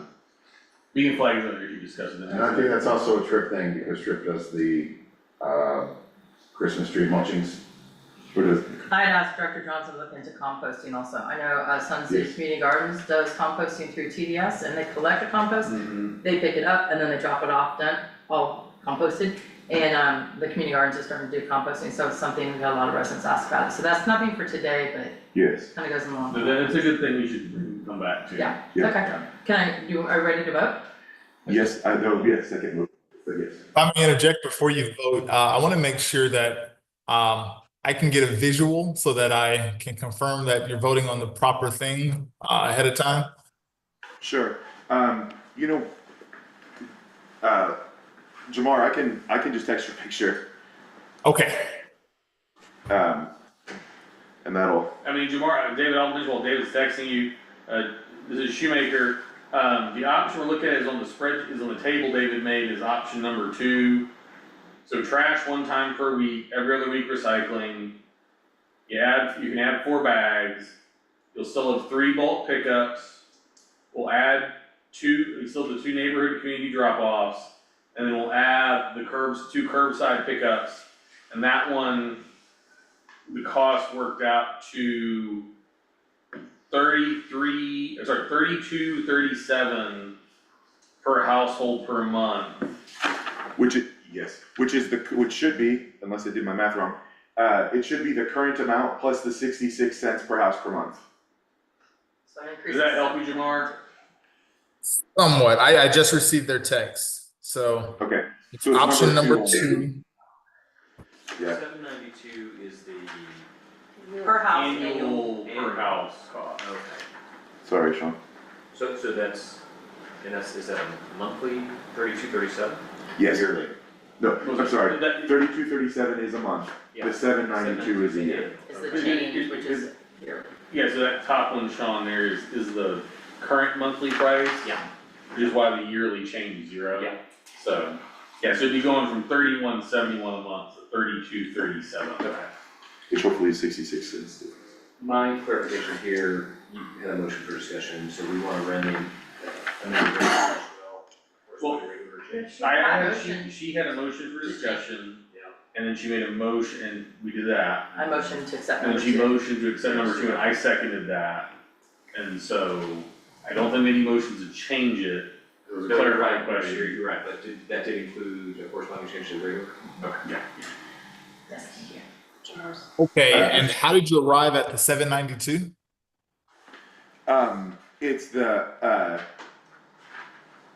It's the 66 cents times 12. Gotcha. Or 32.37 minus 31.71 Times 12, right, which hopefully is 66 cents. All we're doing is adding the 2 community. Gotcha. TDS returns. Right. Correct my math now, if it's wrong. I don't think it is, I spent a lot of time here, but, Okay, so we will Okay. need more. Okay. okay, so let's go ahead and vote on this. All in favor? Aye. Aye. Alright, Anyone opposed? Anyone's abstained? That's 5-0. Yes. So the other thing we wanna do, Lisa pointed out that Jamar and TDS were kind enough to offer us free use of the porta potties for, I'm forgetting at the moment, but it's the back to school, the 4th of July, and the tidal wave swim meets. Oh, wow. And so, yes, Jamar, unless I'm mistaken, No, that's So- correct. okay, great. So when we do the amendment to the contract, we'd wanna do that as well. I guess you need to vote on it technically, but there's no change to the rate because of TDS's generosity. Are you gonna have to bring the red line contract to us to vote? Yeah, yeah, Okay. so we'll have to Okay. do both the rate order and Yeah. the TDS. Jamar, I think we could just do an amendment to the contract, yes? Yes, sir. Okay, that works for me. Great. Okay, thank you, Jamar, and thank you, Director Johnson Of course. and Shoemaker, for working on this. Thank you so much, Jamar. Thank You're you, welcome. Jamar. Thank you all. Have a great night. You too. Okay, do we have anybody else on the line? Yeah, Tyler Wilson's still here. Tyler! Oh my gosh, I'm so sorry. I was looking at you. Oh. Okay, we gotta approve, payments, bills, and invoices, right? You need a Sean? motion for that, here in a minute, once Tyler lays it out. Yeah, Tyler, Sure, I'll go ahead. For bills and invoices, we have checks 9341 through 9384. That includes those supplemental checks I sent out earlier this week. For fund transfers, we have 2 transfers, tax transfer and your transfer to the manager's account in order to pay those bills. We have the same 3 CDs that we've held on to for the past few months. The next one will mature next month at 4.33%. We'll likely just renew that at the updated rate. And for tax collections, as of February, we're at 97% collected. And that is really all I have. okay, do I have a motion? Motion. Second. All in favor? Aye. Anyone opposed? Anyone abstain? It's 5-0 vote for the record. Okay. Community garden, financial account. If there's any updates needed for the community garden financial account, we're currently running them through the general operating fund, any revenues and expenses. Okay, thank you. Do we have anything from the finance and audit subcommittee? I do not believe we have anything to add. Okay, fantastic. Do we have anybody else on the phone? Or hang on, did we, for finance? There was a possibility, Lisa said she was able to do a refund from the credit card. Oh. So Tyler's But I thought he investigating had that. to work, yeah, he was investigating that. Right. To really agree. Okay, Okay, yeah. okay. Is, Lisa the only one left on the phone? Okay, let's go ahead and go into the GM report. Hey, guys. Hey. You can find my report in the packet. We really just have, more of information for you guys. We've already started to get ready for the next swim season. Want to let you guys know that we are keeping track with Williamson County and burn ban information. They did send out another burn ban yesterday, so we do have all of the barbecue pits covered again. And so we're just keeping monitoring on all of that. We do have all of the water fountains back up and running again. In the past, we've needed to utilize plumbers, and now we actually have Travis going out and actually doing that for us. So we have a cost savings, and he's been able to keep up with the plumbing just fine on those items.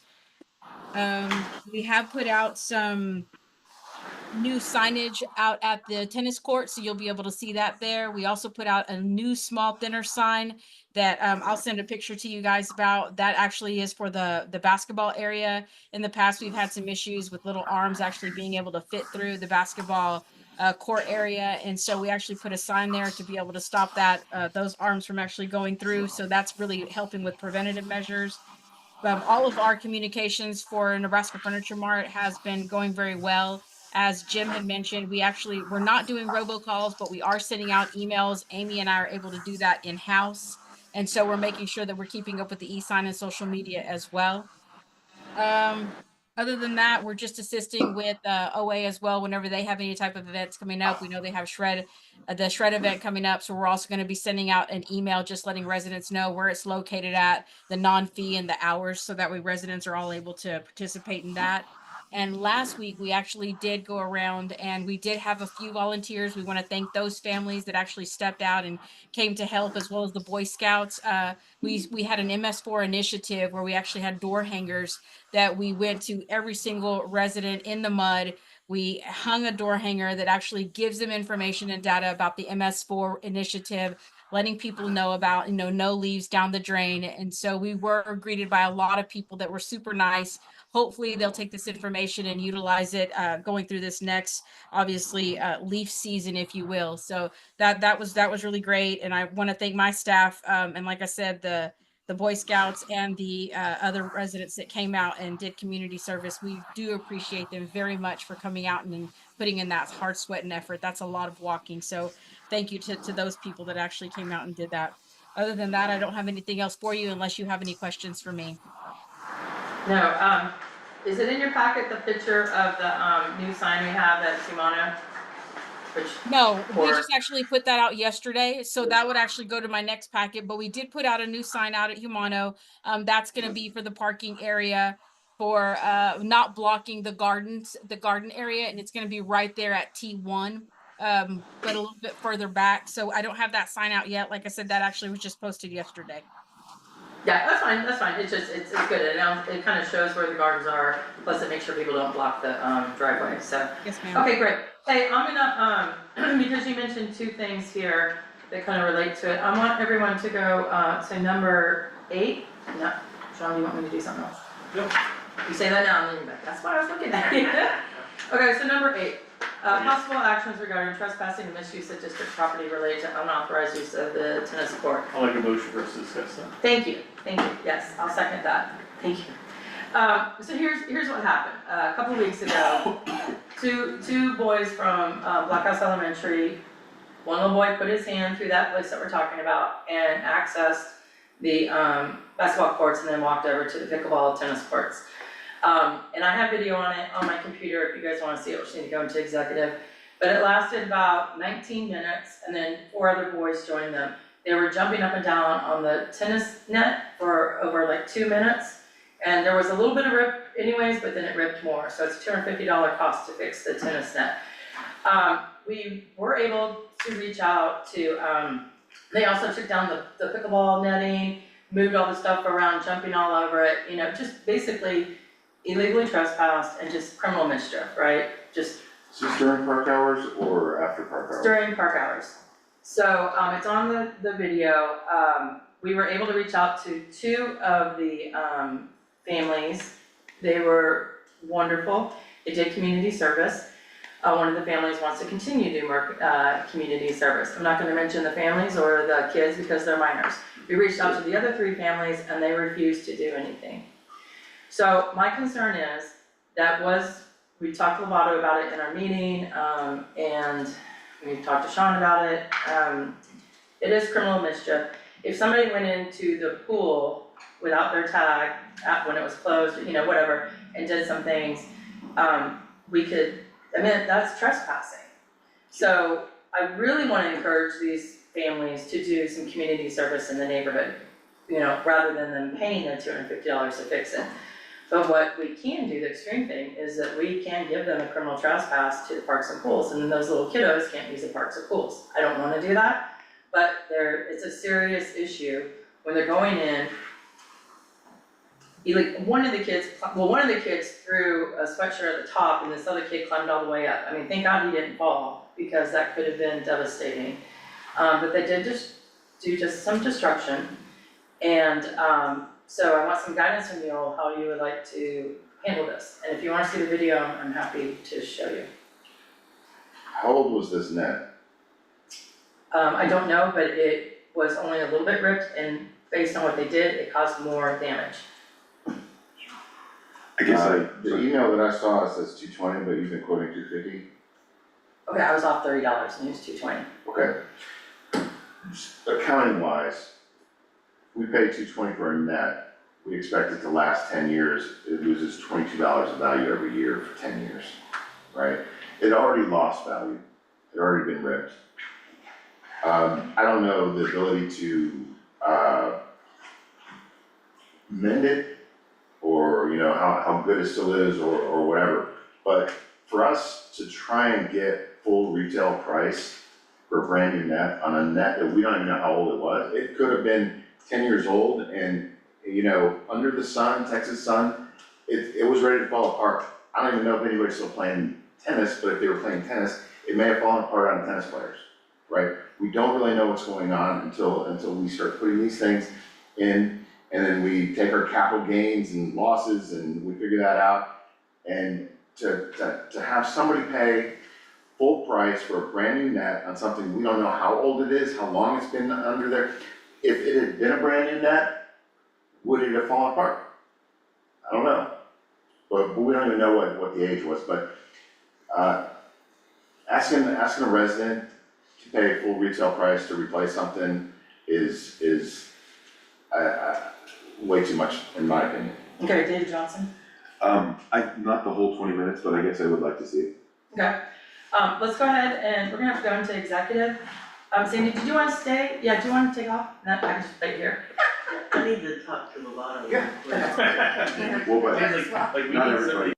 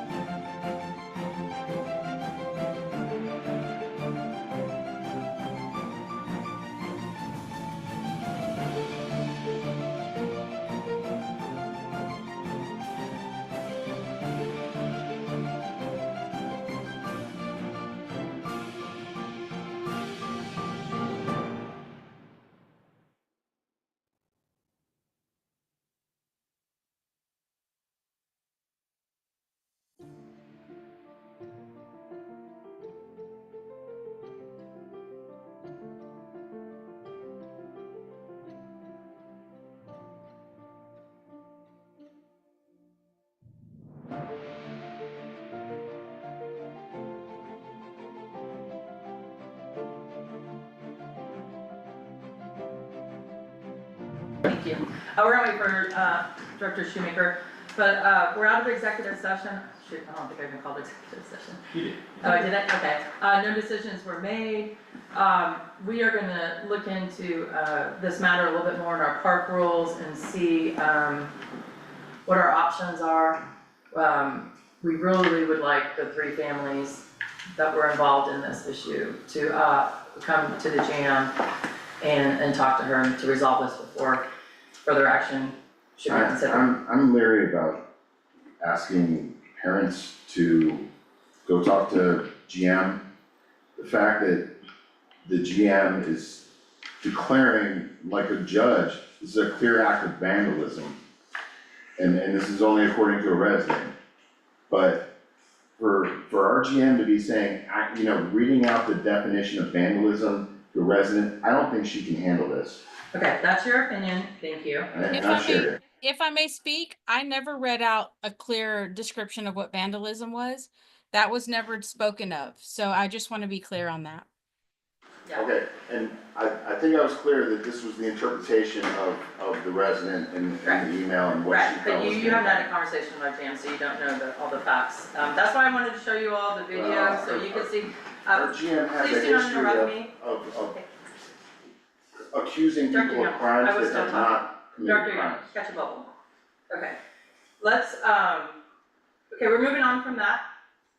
What else do we have on the agenda? If someone wants to help me out here. Gate closing. Okay, so we had, we. 5A/7, we were in- 6. We were on 6, we did 5, 5A. Yeah, We were on that's- 6 when I made the motion to Okay, bring the. let's go ahead and go to elevators the 6. front. Do you have a motion? I have a motion to discuss 5-6. Do I have a second? Okay. So. This is my item, I'm gonna discuss it for a second and then I'll go around the room. So, did everybody get a chance to look at the memo in the packet? Yes. Right now. Okay. So this kind of comes out of, talking about gates closure and park hours for amenities, and I'm glad Boggs is here as well as Lovato, because I've had conversations with both of them. So I put together, a suggestion. Our suggestion is, I'm gonna summarize it, that the only gate we're gonna lock in the evening is Humano. And we will lock it at dusk. And the park will still be open till 10 p.m. to allow disc golfers to play disc golf. They can still park in that little section before it, they can park outside. Not locking the other 3? That's what I said. She's Okay, I'm just being clear. Yes, I said, mall open except for Humano. Community garden, you still go and do that, you'll just have to walk down a little bit, but dusk, dawn to dusk. I think that will help with the issues with you guys going over hours when you need to, close the gates till 10 p.m. That was, kind of an issue we ran into. So the rest of it's in here, I explained why. Director Stanfield, do you wanna add anything to that? I think our main reasoning for trying this, I think in this packet, we wanted to try it for a period of time, I do not remember what we said. I think we said like 6 weeks or a I think year. it was 6 months to a It's year. 6 months. Yeah. Yeah.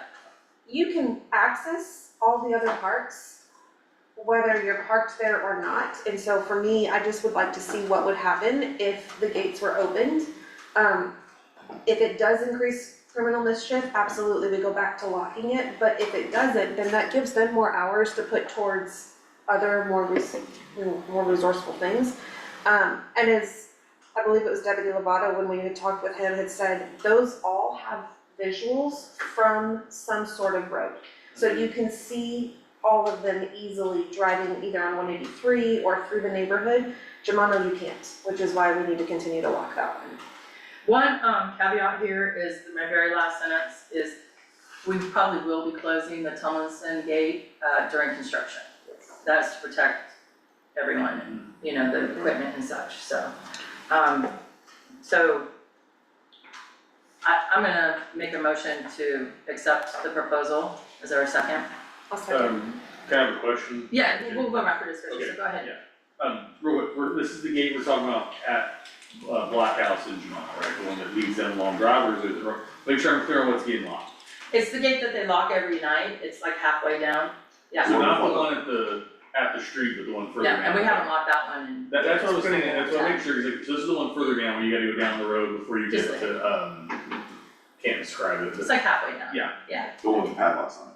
yeah, I'm sorry, Deputy Lovato, did you wanna add something? No, just in case you guys have questions. Oh, okay. Yeah, that's what I was making sure, I was trying to make sure which gate you were locking. Yeah, it's gonna be the middle one, so that way, like, Director Logan said, people can still park in that parking area. They Yeah, can still go play disc golf or go down there so they don't have to walk as far to the garden. okay, And they're not parked on the side of the road because, I mean, your car will be sticking out almost halfway, the shoulders are that big. yeah, that's what I was confirming, so, okay, I was looking at the phone, the map on my phone, so yeah, okay. Okay, sorry, Director Stanfield, did you finish? I did. Okay, Director Johnson? Mostly just for the folks watching, but just to confirm, so I don't believe it was an entire year ago, because the survey came out about 8 months ago, we decided to do the parks open for till 10 for a year, and we're not changing that, we're just changing, you just have to walk a little further in Jumana to use it, the park is No, still open till actually, 10. I am suggesting that we close the, parks at dusk. I think that's what I put in there. I No, thought it that- says, No, I it don't says think parking outside the gate will remain available, ensuring continued access for gardeners and disc golfers until 10. It was locking the gate. Oh, yeah, locking the gate at dusk, I'm Yes, sorry, that's the yes. only change. Okay, Yes, great, I'm so sorry. I just wanna make sure I'm getting it right, so Yeah. the park is still open till 10, it's just driving access that far deep into the park is dusk. Yeah, correct, thank you. Director Young? So, we've been earlier discussing that Lano is getting busier and busier. We still got Boy Scouts going there on, Mondays or Tuesday nights. We've got gardeners that are, like, I've gone there with wheelbarrow, with shovel and all that stuff. I've done work, and I was parked right outside the garden, right?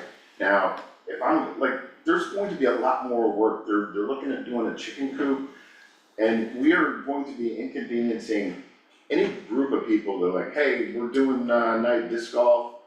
There's only 4 parking spots there, right? If we lock that gate. There's a lot of parking in the other area, where you can go and do all that. But we're gonna be inconveniencing the disc golfers, we're gonna be inconveniencing the gardeners. And then on top of that, as somebody that can step into a criminal mind, knowing that police do not go back beyond the gate when it's locked, they can go down to that little cave, cliff area and do their bonfire, and they're relatively, can be sure that nobody's gonna catch them, right? The police don't go back there once that gate is locked. Now, that gate is open, and it's still 9:30, 10 o'clock or whatever, and they're like, oh, I'm not gonna screw around, because, you know, police can get back here right away. Now, maybe we need to get a bicycle police like we had 20 years ago or something like that, but by locking that, we're inconveniencing residents, and I believe that it's going to add to the mischief that happens back there when that gate gets closed, because that's when they know the police are not gonna go back there.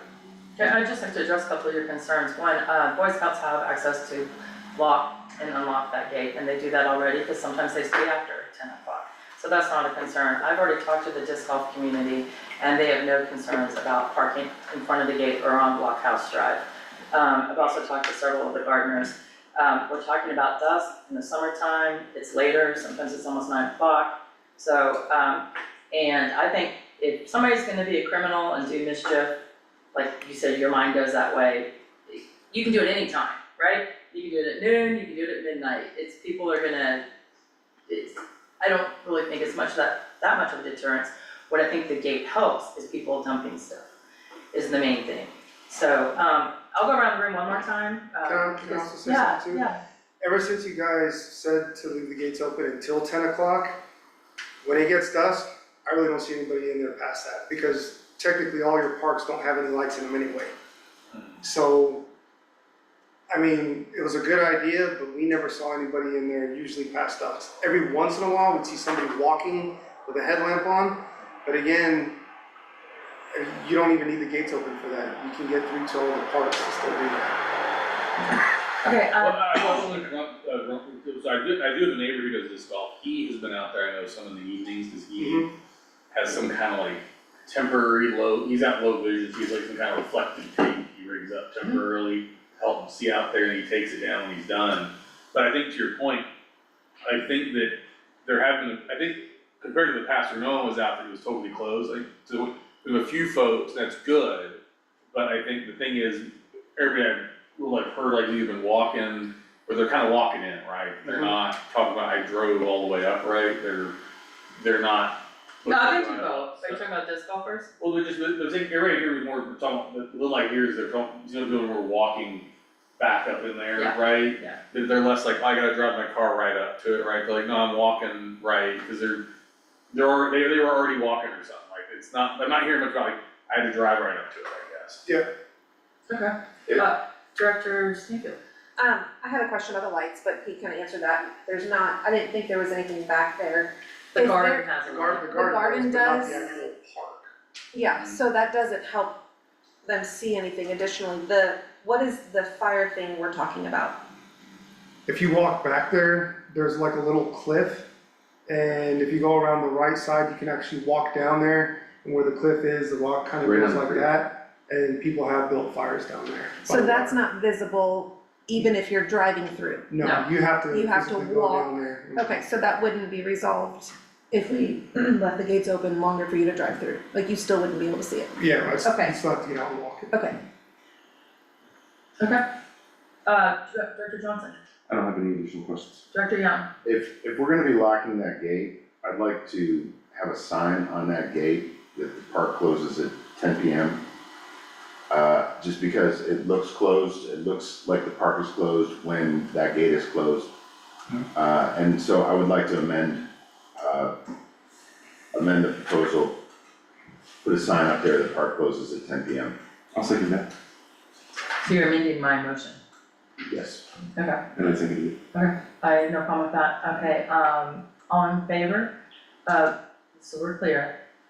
Leaving all the gates open going forward, except for Humano, that will be closed at dusk, but all parks will still be open at 10 PM, and we'll add a sign at the Humano saying that park is open until 10.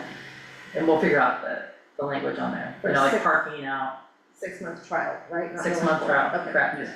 Yeah, And Tomlinson may be closed during construction. Yes. and Thompson will probably be closed off and on during construction, so. Yeah, yes. Okay, all in favor? Aye. Anyone opposed? Anyone abstain? So it's a 5-0 vote. Okay, continue. Let's get to this next one that is pretty important, might take a minute, but I think, again, Director Johnson, you did a lot of work, so thank you. Number 14, which was the ad hoc grant subcommittee. I have motion to discuss this. Second. Thank you.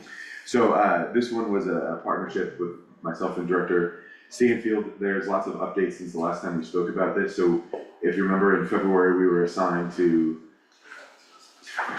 the Grants Ad Hoc Subcommittee anyway. And so we had our first meeting with Trent and, one of his grant specialists. And she gave us a lot of great information. Well, one thing that was a bit of a surprise is she told us about a TxDOT grant that had a preliminary notice of intent that was due the next day. Oh, So my gosh. Amanda and I met for most of that morning and worked through it with Trent on the phone. He was very generous with his time. We did consult Sean on moving forward with it because we weren't able to consult you all. But because it was a non-binding notice of intent, we would have been shutting the door had we not gone forward and leaving the door open by going forward. So that's why we decided to move forward with that. What we did, just to give you an idea of the scope, is with Trent's assistance, we put every trail improvement that's in the parks master plan into the grant application. Okay. The reason that we're very taken with this particular grant is because it was kind of funny. The person that Trent had with us almost downplayed it a little. She said 80-20 match, which I thought meant they were gonna match 20%. But no, they matched 80% of what we do. So that, I mean, for example, the early, very preliminary number we put in there was $1.6 million in improvements. If it's gonna change, but if that were the number, we would only pay about 300,000 of that. We already have a bond Amazing. ready to go. So again, we have not committed the neighborhood to anything in any way, but it was just a notice of interest, really. Monday, we had a follow-up meeting with TxDOT again. I was like, right before the board meeting. they gave us a lot of feedback. They said that the project, the improvements make a lot of sense. From what they've seen, they did have a number of Sorry, that's very big. big June bug right behind you, Sam. They had a lot of extensive suggestions for how we change it. What we'd like to do, other than just providing the update, is get your feedback and blessing really in continuing to move forward. We're still non-binding.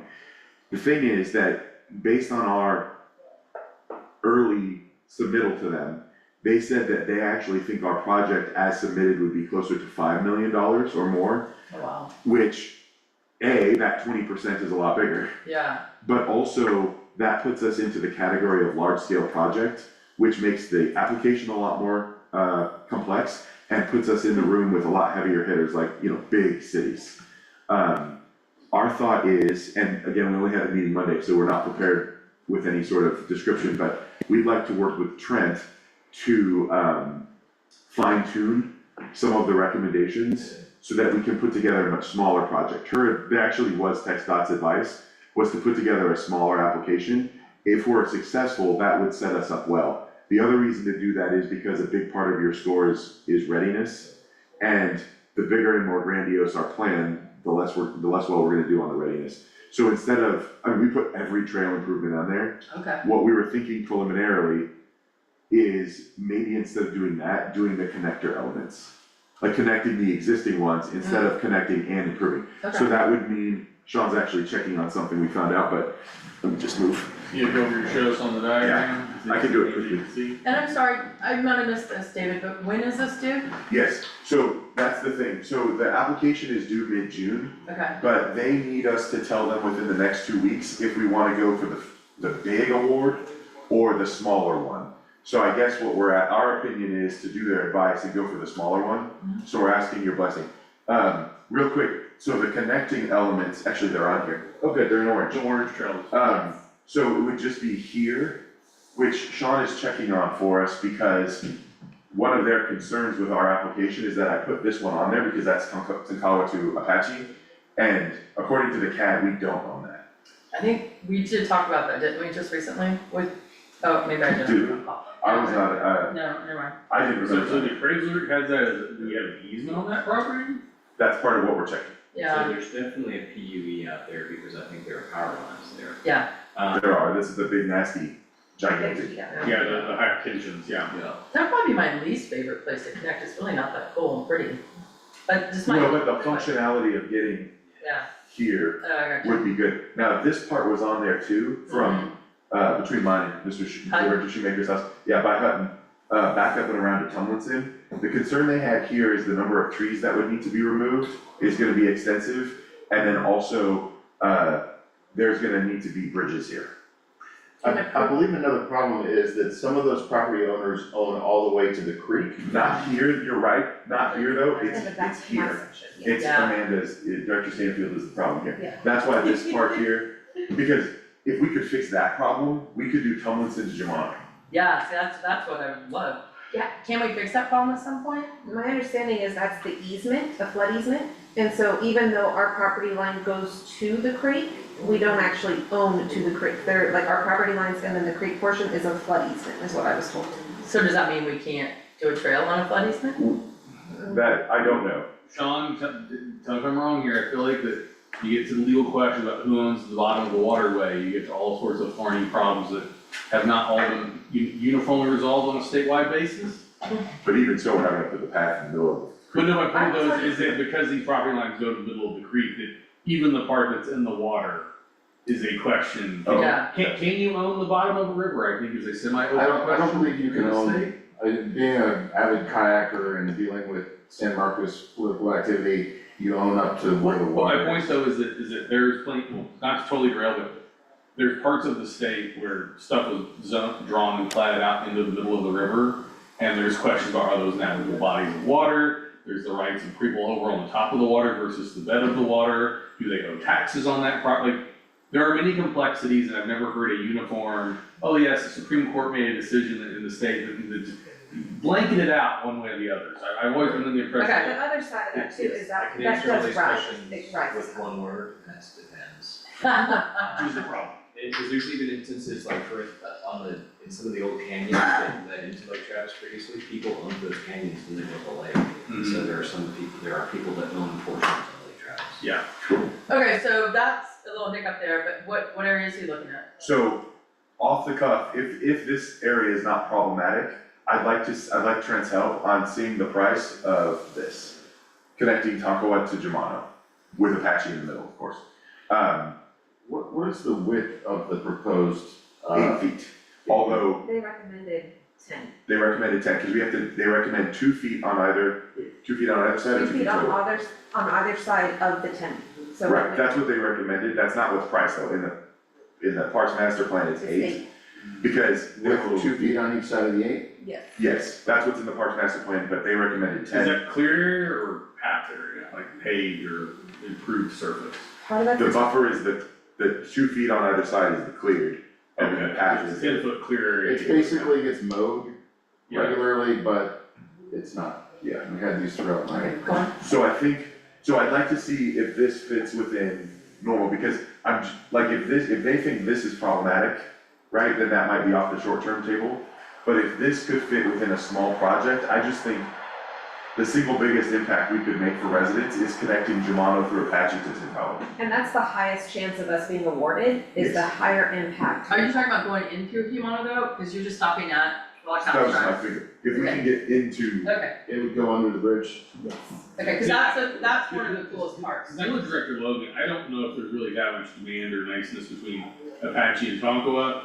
I think the place that people would like is to walk from Apache to Germano, and then again from overall our end of the neighborhood. Because that was one of the reasons we did this in the master plan in the first place, is because this side of the neighborhood is much farther from all the parks, right? right, And so I get where they're coming from, they have a nice cleared easement, if we own control of it under that power line, right? So it's probably gonna save on cost and construction, I just don't know how many people are gonna use it. It's not used, there's not a lot of trees, it's not pretty, there's not even a creek, there's not. Well, you can kind of walk along it now. Yeah, you totally can, Your ass. so there's not, Whereas the creek has stuff like it's an impediment if you don't have a knife. but isn't there something like, if you do this, that right up there connects to the Brushy Creek Trail? So Right. that is not like a big. That's the goal. Yes. Right. To have, cause because the word connectivity helps us a lot, if we can show that we're connecting. They really like it too when we connect to schools, but that's the bridge. I mean, even just doing that is the. How much is that? Wait, hold on a We second. don't, significant. Wait, Well, so explain it all. hold on real quick. yeah, they put it in the middle of the school property. Well, no, so, cause that's the area where the burials are fenced off, right? Yeah. We can't get there anyway. Why wouldn't we access a school property from this side where it's flat? Like, not to get too far in the weeds, but talk to Trent, like, what if we change how we have it mapped out for the school, right? Cause the school, if you can get to the school from here, you can walk this way around, sorry. Right, well, Not to get too far in the this weeds. was before they don't even, so one of their concerns was just the cost of the bridge. Yeah. And they didn't even know how steep that incline is right there, because that's at the end of Tomlinson. Mm-hmm, And I mean, it goes from, it's like this, so yeah, that would be a big bridge. Right, so all that to say, my thought was this, but it sounds like this up into here. So our proposal is that, because the 2-week timeline, we cannot get it turned around fast enough for you to approve it.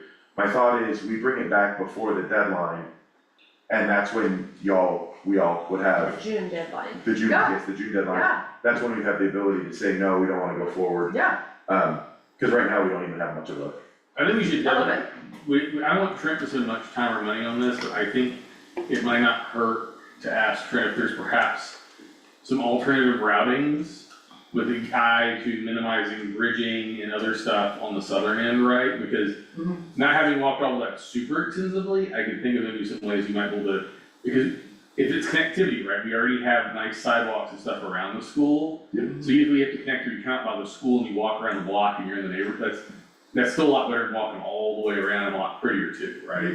yeah, absolutely, we'll, please. A little outside of the scope, but it's still the trails. There is some water drainage that does go along 183A. You'll see there's gaps in between some of the houses Mm-hmm.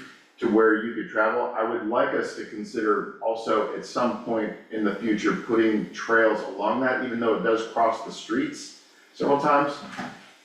but Wait, what do you mean? they are in there, so it feeds right into the, Humano right there, but there's like a gap in there. There's a gap right there. There's some gap. easement ways that I don't think have pipes under them, but they're just easements that were left, like there's the gap in the houses along Scottsdale. I think Director Young's point, we may wanna, because that might also, David, Director Johnson, to the point of like saving money on construction, being flat ground to work on. If we can integrate any other open easement areas in the neighborhood that we know we own. Right. Well, and then they'll take them to the sidewalk Right. faster. Well, honestly, if they go through. this little loop here probably isn't Little gonna be sidewalk, flat, you the- not But gonna like lost to trail, get out but to the sidewalk might by take the trees. Scottsdale to get to the one Yeah. with the. Oh, yeah, there's some little tricky, Yeah. in Because between the that's what houses. they want us to, they wanna know like what it connects to, what restaurants, what locations If- where they can walk on foot and get off of cars. So if you'll go to Humano and right where the bridge is, right before you get to the fenced-in area, there's a gap right there, right where that bridge is, right where the water's coming in, there's a gap there. And you can just keep walking in between houses for quite a bit. Yeah, absolutely, and it takes advantage of it here, but to your point, it doesn't do it. Well, then one advantage is we can connect to the Brushy Creek Trail closer to Wayne 3A. Right. You can then point to the stuff at Crystal Falls as being walkable. There's all the stuff they're putting in there, so that's something to bear in mind is if, you know, there'd be restaurants, other development there we can access. So what you need from us is just our blessing for you to go and continue to work with Tech Dot. Yeah. Okay, and Trent. Yes. Okay, Yeah, do I'm we need gonna to vote on that or just motion them or? Position. No, I think We it's just need to exciting, I recommend. think it's great work that you've done so Yeah, far. thank you. Sure. Good job. Okay, let's go to 26A, the MS four. So board members, this is just the next installment in your MS4 plan that's been prepared by Quigley, Cassie Mitchell Central Silver. I think this is fairly similar to what you guys done in the past. This is literally just your MS4 report in terms of best practices, compliance, all the different measures that are taken to ensure that your MS4, all your considerations are in accordance with all the applicable state rules. I don't think there's anything particularly germane in terms of changes that are in here this year. Okay. But with that said, are looking for approval and submission to TC. Okay, do I have a motion to approve? A motion. Second? Second. All in favor? Aye. Anyone opposed? Anyone abstaining? That's a 5-0. Okay. And any, besides legal, okay, no, go ahead, Sean, you're up. Well, I don't have any report on directives, and we did item number 30, the temporary private access easement for the NFM tract. So I don't have anything else there under legal. Okay, let's go to 31, AWBD, Director Johnson, you want a motion to? Oh, yes, Discuss. second. Okay. Thank you. It's gonna take a while to remember that. We had talked in the past about the AWBD conference, and I was looking into it and, the time and the schedule and everything, and, with the board's approval, I'd like to attend. I would go down, it's the 12th, 13th, and 14th, which is Thursday, Friday, Saturday, I need to be back Saturday, so I would go down Thursday, stay one night, come back on the 13th after everything, and obviously I provide a report on what I learned, which is hopefully significant. I think I'll that's make a motion to send Director Johnson down there. I'll second that motion. Send you out of town. Right. All right, Good. fantastic, and you know Lisa's going as well, so. I did. Okay, fantastic. Did I miss anything? I don't think we really have anything on code of conduct or, We didn't vote. Oh, yeah, Oh, great, I made a motion. all in favor? Yeah, so, Aye. okay, aye. Anybody opposed? Anyone abstain? That's a 5-0 vote. Okay, just make sure I didn't miss anything, because we kind of jumped all. No, over yeah, we this. jumped around a lot, sorry about that. We didn't have anything on PR communications, there's nothing new to add to that. Okay, do we have anything on items 11, 12, or 13? I think the answer was no on those, right? Correct. We're holding on 11, nothing on 12, well, we kind of did 12, and nothing on 13. We skipped restrictive covenants, but there's nothing there. Yeah, you told me to We need to skip it. skip that this week, Yeah, so. you told me to, yeah. Okay, Pause that. I nothing think on that's- miscellaneous for subcommittee future meetings? Okay. Oh, my I God. Do we- think that's it. We have the doors open because the AC, I think, is not working, so. It was great right here. I know, well, look, there's storms about to hit too. Okay, do I have a motion to adjourn? Second. All in favor? Aye. That's a 5-0.